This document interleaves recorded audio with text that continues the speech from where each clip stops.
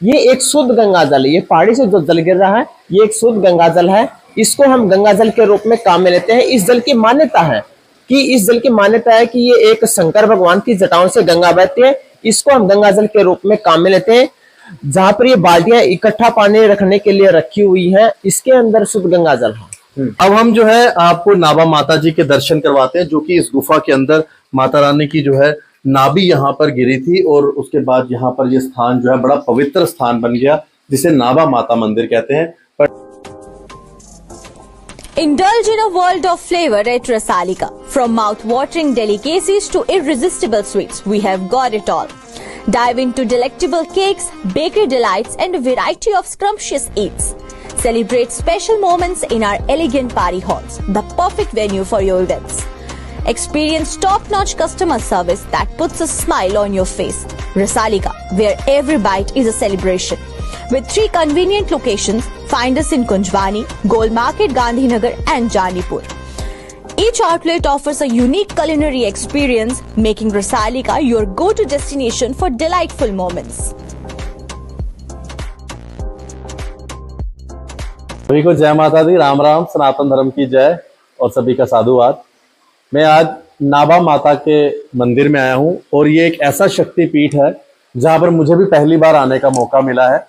मैं सभी को कहूँगा कि आपको वक्त मिले तो ज़रूर यहाँ पर आइएगा। ये शक्तिपीठों में से एक जगह है। आपको वो पूरा उस कहानी के बारे में तो जानकारी होगी ही, जब सती माता के अलग अलग शरीर के हिस्से जो है अलग अलग जगहों पे गिरे थे, तो जहाँ पर नाभि गिरी थी वो ये जगह है, नाभि माता। यहाँ पर आने के लिए आपको कटरा से दोमेल को जो रास्ता आता है, आपको वहां पर आना है। और ये कन्याला जगह है जो कि जिंदरा में पड़ती है, तो आपको जिंदरा आना है नाभि माता के मंदिर में माथा टेकने के लिए। मैं पंडित जी से भी आपको मिलवाऊंगा और बताएंगे हम यहाँ के बारे में पूरा इतिहास क्या है। पंडित जी, आपका शुभ नाम क्या है? नरेश कुमार। जय माता दी। जय माता दी। नरेश जी, हम चले थोड़ा सा लोगों को बताएं, थोड़ा सा बताते चलिए यहाँ से कि किस तरह से जब ये जो पूरे गुफा का आकार जो बना हुआ है, यहाँ के बारे में पूरा बताइएगा। जय माता दी। आप सभी को मेरी तरफ से और नाभा माता की तरफ से सभी को जय माता दी। ये सब एक प्राचीन काल मंदिर है। माता सती के 51 भाग हुए थे, जैसे नैना देवी है, ज्वाला जी है, कामाख्या देवी है, चिंतपूर्ण है। इसी प्रकार से माता सती के 51 भाग हुए थे और वो 51 जगह गिरे, और जहां जहां भी गिरे वो सभी शक्तिपीठ कलाएं हैं। तो यहाँ पर इस जगह पे माता सती की नाभि का हिस्सा गिरा था, इसलिए इसको हम नाभा माता के नाम से जानते हैं साहब।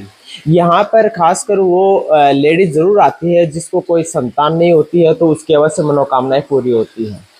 बाकी तो हर किसी की मनोकामनाएं पूरी होती है जो आस्था और विश्वास रखता है माता रानी के ऊपर, तो उसकी हर मनोकामनाएं पूरी होती है। लेकिन खासकर यहाँ पर आमतौर पर देखा गया कि खासकर वो लेडी जरूर आती है जिसको कोई संतान नहीं, उसकी अवश्य मनोकामनाएं पूरी होती है। तो हम इसके मंदिर के बारे में बता देते हैं। ये सब अंदर गुफा में, मेन स्थान गुफा के अंदर है। गुफा के बाहर साहब ये एक प्राचीन नेचुरल आकृति है, जो भी है सब एक नेचुरल आकृति है। यहाँ पर ये जो पहाड़ी से जो जल गिर रहा है सब, ये एक शुद्ध गंगा जल है। ये पहाड़ी से जो जल गिर रहा है ये एक शुद्ध गंगा जल है। इसको हम गंगा जल के रूप में काम में लेते हैं। इस जल की मान्यता है कि ये एक शंकर भगवान की जटाओं से गंगा बहती है। इसको हम गंगा जल के रूप में काम में लेते हैं। जहां पर ये बाल्टियां इकट्ठा पानी रखने के लिए रखी हुई हैं, इसके अंदर शुद्ध गंगा जल है। इसको हम गंगा जल के रूप में काम में लेते हैं। इस जल की और भी मान्यता है कि इसको पीने से हमारे शरीर के कई प्रकार की बीमारियां दूर होती हैं। इस जल को हम जितना मर्जी पी सकते हैं। और इस जल की एक मान्यता और भी है कि किसी लेडीज को कोई संतान नहीं होती है तो संतान प्राप्ति का माता के इस जल की मान्यता है। उसके नियम कुछ अलग से हैं। वो लेडीज और जेंट्स दोनों यहाँ पे आते हैं, उसके बारे में मैं बता देता हूँ। वो सुच्चे मुंह आते हैं यहाँ पे लेडीज और जेंट्स। लेडीज को दूसरे वस्त्र लेके आने पड़ते हैं कि जिन वस्त्रों में वो आती हैं उन्हीं वस्त्रों में यहाँ पे एक स्नान घर बना हुआ है, जो कि वहाँ पे वो स्नान घर है। वहाँ पे वो लेडीज स्नान करती है जिसको कोई संतान नहीं है, उसकी अवश्य मनोकामनाएं पूरी होती है। उनको सामान भी लेके आना पड़ता है पूजा पाठ का, जैसे नारियल हो गए, गोल्ड फ्रूट होते हैं जैसे अनार, सेब या संतरा, वो लेके आने पड़ते हैं। माता का श्रृंगार लेके आना पड़ता है, चुन्नी लेके आनी पड़ती है, और प्रसाद के रूप में कोई भी मिठाई वगैरह लेके आ जाते हैं। फिर उनकी स्नान करने के बाद उनके अंदर पूजा होती है। पूजा होने के बाद ये लास्ट में जाते समय इस जल का इस्तेमाल करते हैं। वो 41 डेज 41 दिन तक इस जल का इस्तेमाल करते हैं। उनको नियम बता दिए जाते हैं। बहुत अच्छा। पंडित जी, अंदर हम देख रहे थे यहाँ पर भगवान शंकर के शिवलिंग भी यहाँ पर मौजूद हैं, वो भी आप बताएंगे? जी जी, ये इस जल के आगे ये देख रहे हैं एक नेचुरल आकृति बनी हुई है जो कि एक शेष नाग की तरह है बनी हुई है। ये एक नेचुरल आकृति बनी हुई है। यहाँ पर प्रत्यक्ष रूप से यहाँ पर एक नाग और नागन का जोड़ा रहता है जो नाग देवता के रूप में उनको पूजा जाता है। तो यहाँ पर प्रत्यक्ष रूप से वो नाग देवता आते हैं, दर्शन देते हैं और चले जाते हैं। उनकी कोई ये जगह फिक्स नहीं है, उनकी एक ये नेचुरल आकृति बनी हुई है, वो कहीं पर भी आ जाते हैं नाग देवता। कभी वो जोड़े के साथ आते हैं, कभी वो अकेले आते हैं, वो किसी भी स्थान पे आ जाते हैं। कभी शेषनाग के नीचे आते हैं, कभी अंदर गुफा में भी आ जाते हैं, कभी वो बाहर भी दर्शन देते हैं और चले जाते हैं, किसी को नुकसान नहीं पहुंचाते। ये जो शेषनाग की नेचुरल आकृति बनी हुई, इसके नीचे बहुत सारे शिवलिंग निकले हैं। जहां जहां पानी की बूंदें गिरती हैं, पिंडियों के रूप में अपने आप शिवलिंग बनते हैं और अपने आप विलुप्त हो जाते हैं। इसी शेषनाग के बाएं साइड में वहां पे 2 त्रिशूल हैं, जहां पर फूल लगे हुए हैं, वहां पे 2 त्रिशूल हैं। उनके बीच में एक शंकर भगवान जी की प्रतिमा है जो कि अपने आप नेचुरल प्रकट है। और वहीं पे राइट साइड में एक शिवलिंग भी है जिसके ऊपर हम एक लोटा जल का अर्पित कर देते हैं। और उसी त्रिशूल के पास में वहां पर ध्यान से सुनने से पता लगता है कि वहां पे डमरू की आवाज भी आती है। यहाँ पर नेचुरल आकृतियां कभी गणेश जी की, कभी शंकर भगवान जी की, कभी बजरंगबली की नेचुरल आकृतियां बढ़ती रहती हैं और अपने आप विलुप्त भी हो जाती हैं। अब हम अंदर चले नाभा माता जी के दर्शनों के लिए? हाँ जी, अब हम अंदर चलते हैं। जी, तो ये आप जो हम पूरा इतिहास बता रहे हैं ना, ये माता नाभा माता जी का जो मंदिर है वहां पर अभी आए हैं जो कि जंद्रा में है। तो पंडित जी पूरी जानकारी हमें दे रहे हैं। अब हम गुफा में चलते हैं।